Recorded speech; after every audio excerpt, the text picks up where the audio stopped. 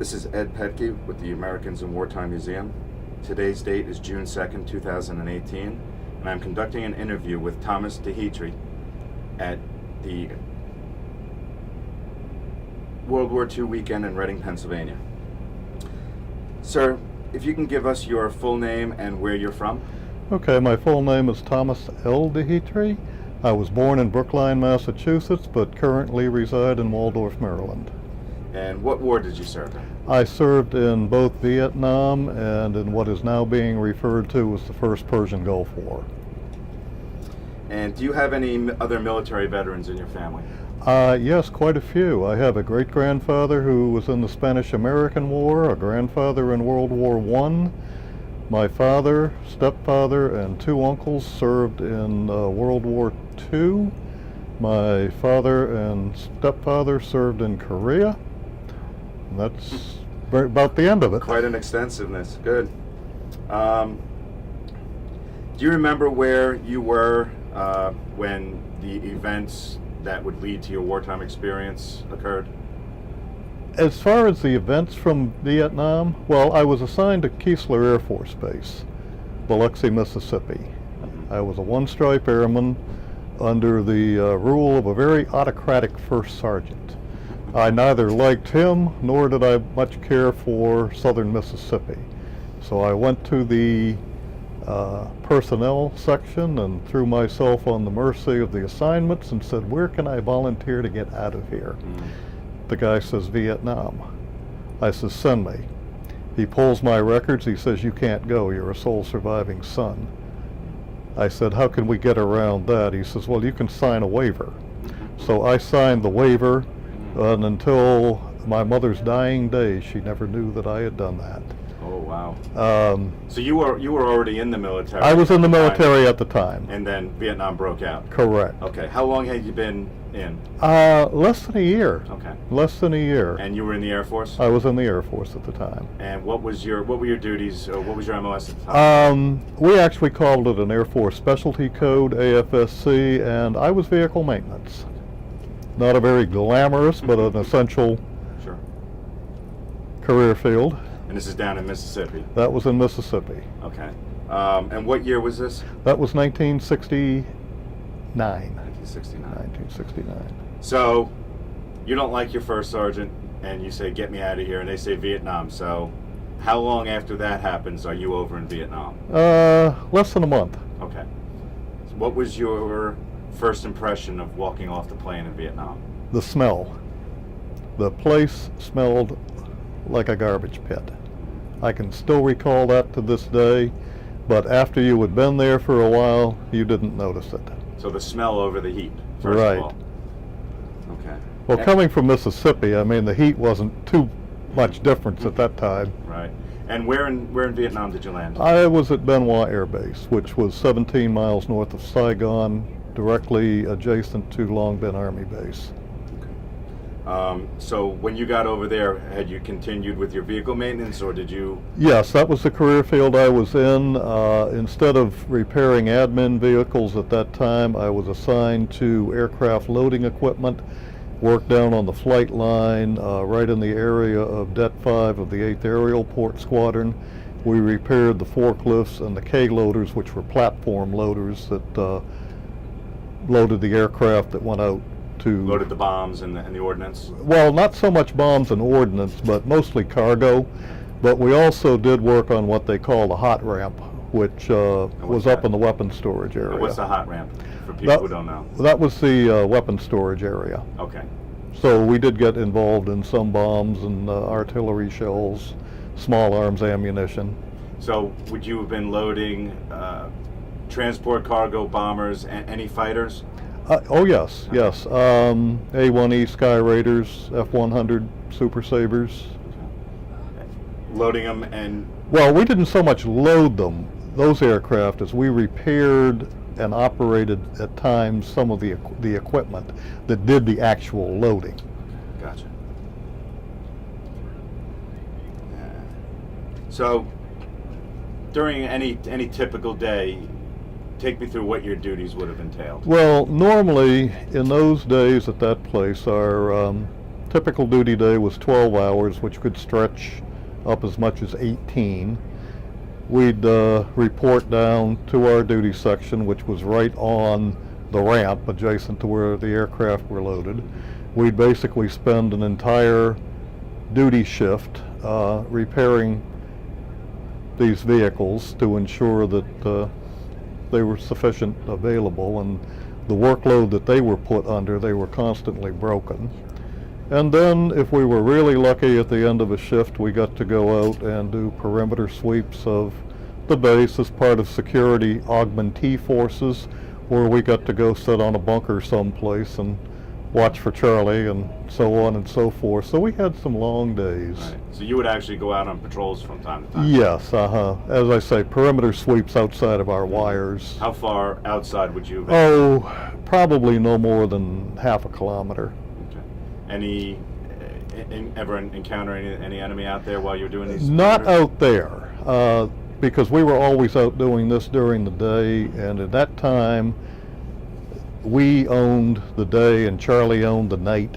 Okay. Where we would get into trouble would be at night when Charlie would creep up, fire rockets, mortars, small arms at us. The hit and run. The hit and run type of thing. But no, never encountered them out during the day. Okay. How long did you spend over there in Vietnam? I was there a year. A year. Okay. Typical 1 year deployment. Typical 1 year deployment. Okay. All at Benoit? All at Benoit, with 3 or 4 weeks down at Tan Son Nhut Air Base at Saigon. Okay. Went down there to help them out. They had too few people, so a few of us were sent down to help out on their aircraft loading equipment. Now, would that be? Would you go over land to get there? Would they fly you down there? Oh no, we drove down there. Okay. This was just kind of odd being in the Air Force, driving to someplace. Right. Most people that I meet and they learn that I've been in the Air Force say, "Oh, what kind of plane did you fly?" About 1% of the active duty Air Force are air crew. Right. The rest of us are all in some type of support of the air crew mission. Which, without support, there's no air crew. There's no air crew. Right. So, did your base at Benoit did they have many instances where at night Charlie would hit you guys? Oh yes, yeah. We were probably once to twice a week. They could sit out. Now, we were down in the Delta. Mainly around us were rice paddies. But about 6 miles or so out on the north side of the base was a jungle wooded area. And they would come in there at night, set up their 107, 122 millimeter rockets and fire them into the base. Now, they couldn't aim them at something. Hopefully they had their launchers at the correct angle that the rocket would come down on the base. Sometimes they overshot us and killed their own people in Benoit City. You were okay with that? We were okay with that. They weren't hitting us. Right. But they would also at times be able to creep up close enough where they could mortar. Now, the rockets we had advance notice of because you could see the launch, the people out on the northern bunkers. But the mortars, you didn't know they were there until they started impacting. So back then, when you see the rockets coming in, is there any sort of defense mechanism for that at that time? Well, not really. There was, when we were out there, we had a radio, and if we saw the flash of the rocket take off, then we hit the radio back to what they called Central Security Control, which would punch a button and set the base sirens off, and everybody would flee to a bunker. Okay. So it was more get out of the way. It was more get out of the way. There's nothing you can do about Sure. them. I mean, we did not have a anti-missile defense. Right. Unfortunately. So as you're over there, were you able to keep in touch back home? By letters. I mean, it's not like the troops have it today. You could send a letter out, and maybe a month later you'd get a reply to that. Okay. By Vietnam time, there were instances where I guess certain areas you had access to a telephone every now and again. Were you ever able to use that to call home? I never did. There was on the base a place that you could go and do that, but it operated through a ham radio back in the States. A MARS they called it, Military Affiliate Radio Station System, something of that nature. And what they would actually do was somehow contact a ham radio operator in the States who would patch your call through. I just never took advantage of it. So who was at home waiting for you while you were over there? I was married. I had a Okay. wife. How'd your wife? What was her reaction to when you were going to go over to Vietnam? We weren't married. We got married before I went, and Okay. the reaction was not that good.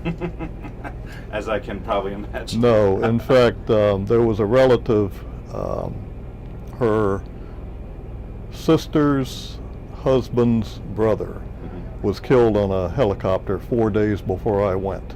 That did not make for a good 4 days for me. I cannot imagine it would. And it's already too late. You're already going. Right. But so you were able to write letters, and you got letters. I'm sure it was a welcome welcome thing to get those Oh, letters. sure, yeah, we haunted the mailroom.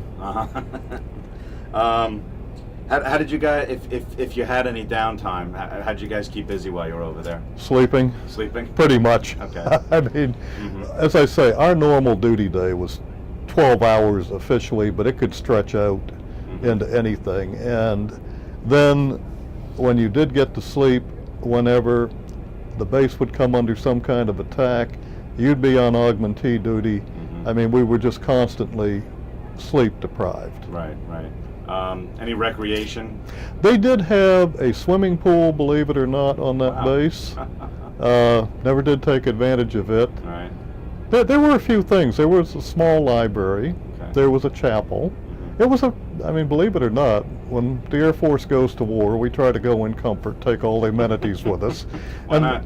And they did have all of this. Okay. But to be quite truthful with you, I never really took advantage of much of it because when I could, I just wanted to sleep. I was, 19 years old and I was beat down. Okay. First time that far away from home, I'm assuming? Well, yes, that didn't bother me as much, but when I went to Vietnam, I weighed 175 pounds. When I left there, I weighed 150, came home back to the States, and came down with pneumonia, just from being beat down. Sure, sure.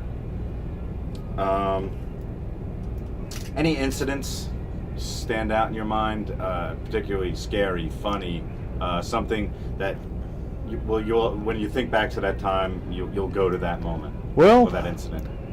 one funny one that I always like to tell the grandkids and that, we had a dog, what dog there, Bullet, and Bullet was a beer swilling fool. We would pour a helmet full of beer in the evening. Bullet would drink that beer, pass out around a commode, and then we'd have to go down and unwrap him from the commode and haul him up to sleep. So was he a pet, or was he a working canine? No, he was a pet. Pet. It's just a stray pet that ended. A lot of people had them. And then one incident, I think probably, I don't know, two that were the most scariest. We had a K-loader break down behind a C-141 one night, and we were coming under a rocket attack. The aircraft commander wanted that plane out. And instead of heading for a bunker or safety, I and a co-worker that evening, we stayed out behind that plane as the rockets were impacted, got that K-loader away from it, and he was able to move his airplane. Another evening, we were on bunker duty. Charlie decided he wanted Benoit Air Base, and we came under attack, and one of his mortars, I think it was probably an 81 millimeter because of the blast, blew us, our weapon, everything, sandbags right off the bank of that bunker. Oh, wow. And down we went on the back. Wow.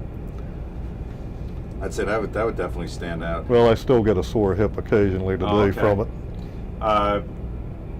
Was that the only time you were wounded, injured over there? Yeah, basically, yeah. What was your impression of? Did you ever get to interact with any of the locals over there? Any of the non-VC? Well, only some of the ARVN and some of the VNAF. Okay. Now, for those who don't know, what's ARVN and what's VNAF? Army of the Republic of Vietnam and Vietnamese Air Force. Okay. Sorry, I speak in acronyms. But no, we interacted with them, and then we had a hooch maid there in the barracks. Because of this weird shift I worked, we went like 2 in the afternoon to 2 in the morning officially. I and a couple of others would be the only ones in there. and she had a little girl about 3 years old. We called our hooch maid Baby Son because she was young. And she'd come in and put her little girl in the cot with me and go around her duties until I got up. I'd often have lunch with her, like she'd boil rice or something. And a really sad ending to all of that. I left Vietnam, was assigned to Blyville Air Force Base in Arkansas, and would not often get a Memphis newspaper, but one day did pick one up. And there was this large picture in there of a young Vietnamese woman over the grave of her husband who had just been killed. And it was our hooch maid. Oh, wow. Did not give a name, but I could tell by the picture. Sure. And I still have that picture. I cut Oh, it out wow. of the paper today. Oh, wow. And he was VNAF, Vietnamese Air Force. Now, were they in the same on Benoit with you? Or did they Yes, have okay. right. They flew A-1E Sky Raiders and F-5 Freedom Fighters out of Benoit, while the 3rd Tactical Fighter Wing flew F-100 Super Sabres. Okay. Did they? Did you also service the equipment that would load them, or did they have their own? They had their own. Okay. That was part of the Vietnamization. You know, they had been trained. Kind of handing it back over to them, sort Right. of thing. So, the Vietnam era, one of the things that is always of importance and is always talked about is homecoming. And some have better experiences with homecoming than others. Describe, what was your homecoming like? Not good. Okay. One thing, it is difficult for me to talk about. Okay. I was married in a small Methodist church in a small village, and I knew the minister. He was a young man. I came home, was staying with my in-laws. You know, they lived in that village. I was home on leave. Went to church. It's a very small congregation. This minister asked me to stand up, and I thought, oh, he's going to recognize my service. He informed me that I was a baby killer, not wanted in his church, and ordered me out of it. Right in the middle of service. Right in the middle of the service in front of the congregation. I took a hiatus from church from 1970 till 1988 before I would walk back into another one. A different church, I'm assuming. So it was Methodist church that went back to. Okay. But yeah, no, that was part of that homecoming. Wow. One other incident I had, in those days, even when we flew on commercial aircraft, we had to fly in uniform. And I was transiting O'Hara out in Chicago, heading down to Rantoul, Illinois. And I had a Hare Krishna in all his saffron glory come up and spit in my face. In the airport. Right. As I walked away, he was still lying on the floor, I think a couple of teeth missing. It happens. The catharsis, I think, for all of us Vietnam vets was the Desert Storm Victory Parade in Washington. I talked my wife into letting me go to, or she talked me into going to it. I don't like crowds. But I went down there with I don't know how many hundreds of thousands of other people. Yeah. And it was just watching that parade down Constitution Avenue was a catharsis. It was, they're welcoming us too. Yeah. A little late, but Yeah, much deserved. right.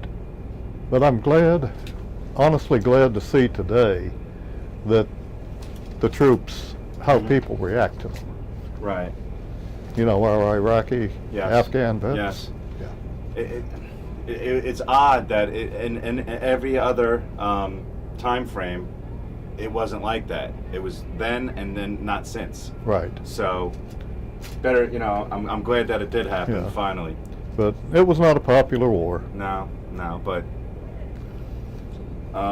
so to go back, was anything ever said of that incident in church? Was that ever? No, I just walked out of there. I never went back to it.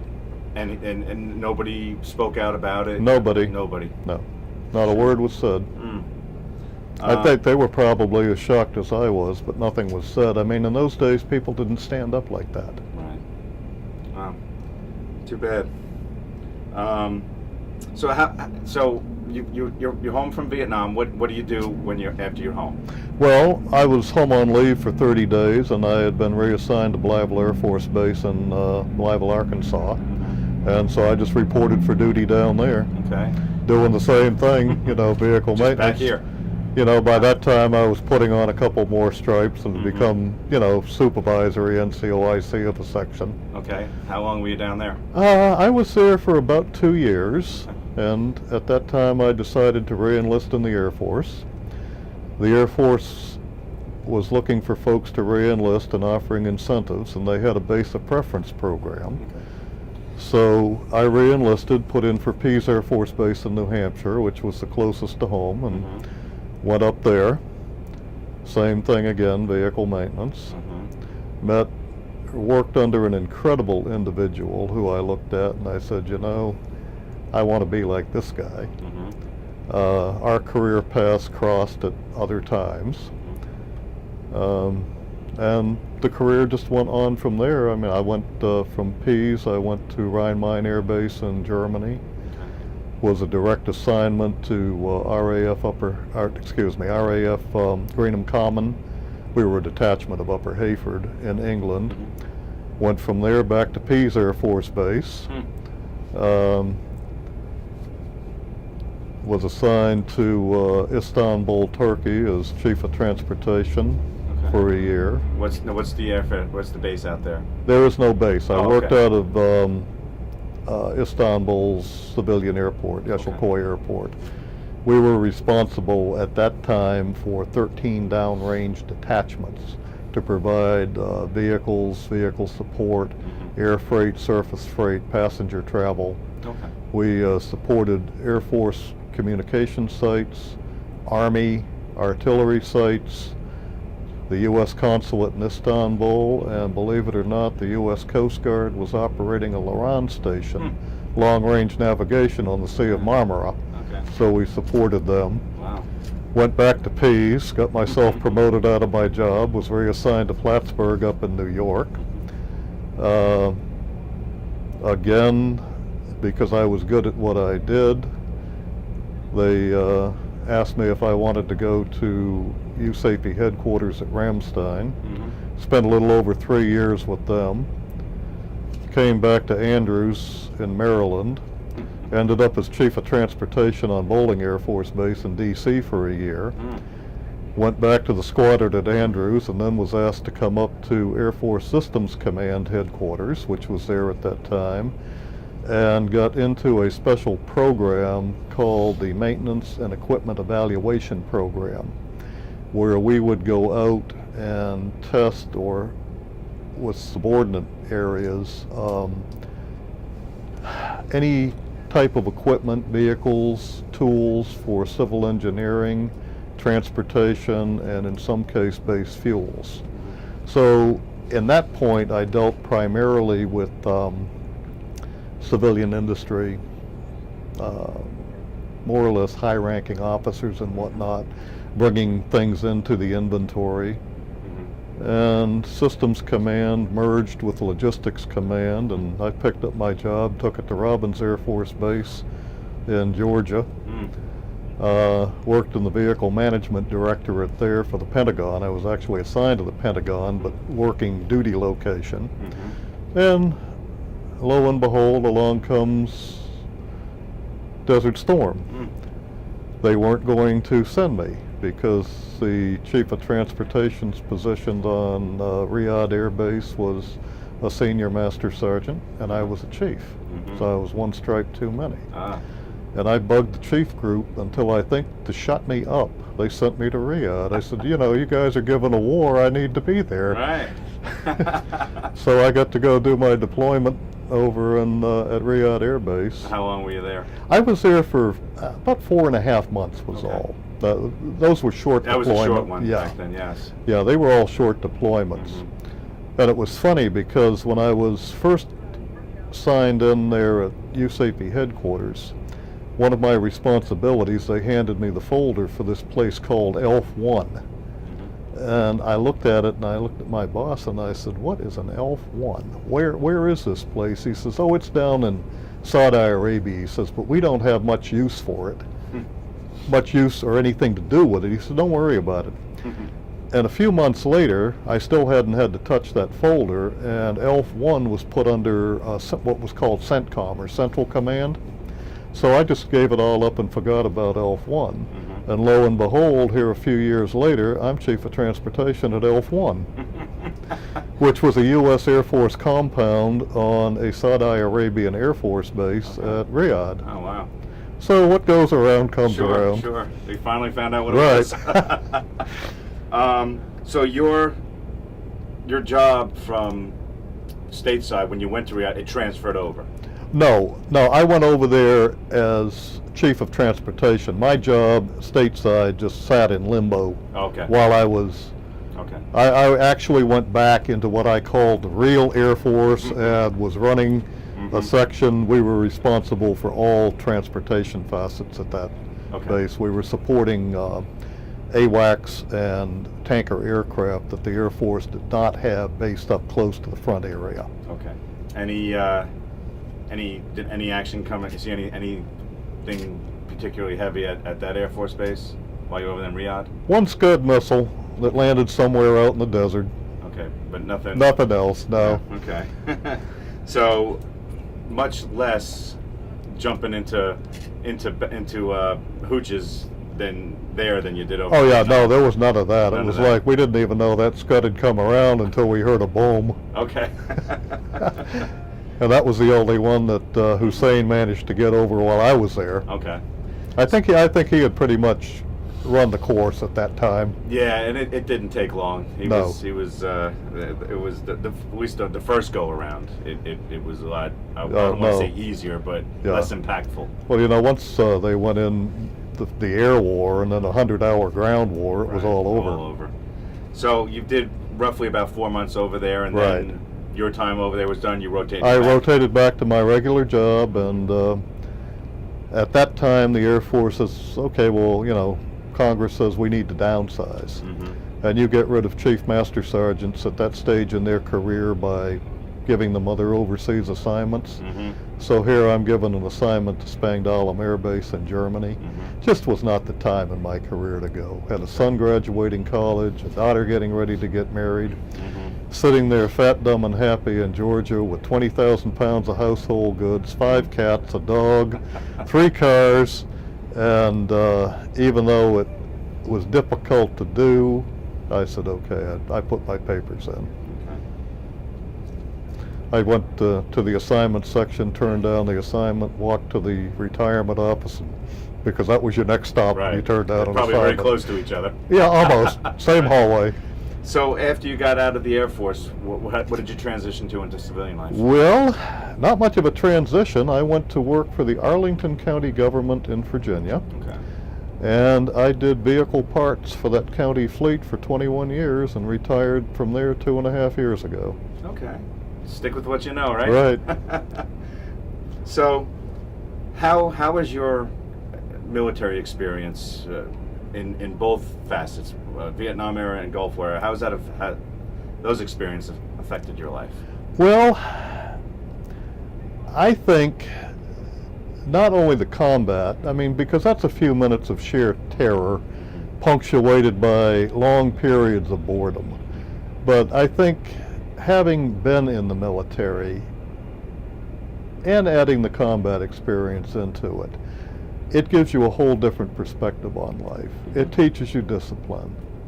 It teaches you respect, which is something that I don't see a lot of out there anymore. Sadly. Yeah. And I think, today, both I and my wife, we live that. And there's not a time that we don't go on a military base that, it's a bit of a chill. We live right close to Andrews Air Force Base, and we see the aircraft flying around. We're up on the base shopping or medical care, or we've both been patients at Walter Reed. there with the wounded warriors, Mm-hmm. getting a chance to meet some of them, talk to those guys. They're incredible. We were walking in a hallway, and Walter Reed one time transitioning between the new building to the old. Mm-hmm. This one fellow was out there on 2 prosthetics, and he's kind of stumbling along and turned around and apologized to us for holding us up. He said, "This is my first time up on this." I mean, Yeah. It's amazing. apologizes to us. Yeah. I said, "Man, Mm. there's no need to apologize." I said, "You keep practicing." I said, "One day you'll walk just as well as you ever did with 2 legs." And he smiles at us and says, "Thank you." You know, these are the type of people Yeah. we have out there. And thank God we still have them in this country. Amen. Amen to that. Somewhere down the line, your great-great-great-great-grandchildren may watch this video. Mm. And if there's anything that you'd like to pass along to them or to let them know about your wartime experience, what would that be? I think to pass along, I think it made me a better person. I think it made me look at the world differently. And I would tell any young person, go spend a hitch in the military. You don't have to be in it for a career. My youngest son spent a little over 4 years in the Air Force. He decided he didn't want to make it a career. Hey, that's fine with Dad. My eldest son had a Naval ROTC scholarship to Penn State. The Navy's smart. That didn't kick in until his sophomore year. I knew that that young man was not cut out to be a naval officer. Mm-hmm. But I said, okay, go for it. He went through his 3 weeks boot camp at Fort Indian Town Gap, went to Penn State, called my wife, who's his stepmother, before he came home for Christmas, and he says, "This isn't for me." He says, "How am I going to tell Dad?" And I'd already told my wife, I said, "This isn't for Michael. This is not his career path." Mm-hmm. And she said, "Don't worry about it." And Michael came home and he told me, I said, "Michael," I said, "this wasn't for you." Mm-hmm. I said, "That's fine. I knew you weren't cut out to be a naval officer." Mm-hmm. He said, "Then why did you spend all that money to send me to Penn State?" I said, "Because you needed to find that out for yourself." I said, "But by the way, while you're home," I said, "go up and apply at the University of Maryland, because I can't afford to keep you in Penn State." Today, he's an executive vice president with the Travelers Insurance Group in Hartford, Connecticut. Well esteemed in his career. Sure. But I would say for most young people, hey, go in the military. Volunteer for a hitch. Get a skill. Learn some discipline. Learn some respect for authority. You and the nation will be far better for it. Here, here. Well said. Is there anything that we haven't spoken about today that you'd like to pass along or to speak about? Get on record? Oh, goodness, a 25-year career, I really can't think of it. I said, I guess the best years of my Air Force career were the 10 years I spent in Strategic Air Command between Blytheville, Pease, and Plattsburgh Air Force bases. I mean, we were our separate Air Force within an Air Force. Mm-hmm. Nice. I mean, people either loved SAC or they hated it. Okay. There was no in between. And And you were on the I love was side. one of the masochists who loved it. It's a good way to put it. Well, sir, I'd like to thank you for your service. I'd like to thank you for sitting down and speaking to me today. And thank you and welcome home. Okay, thank you.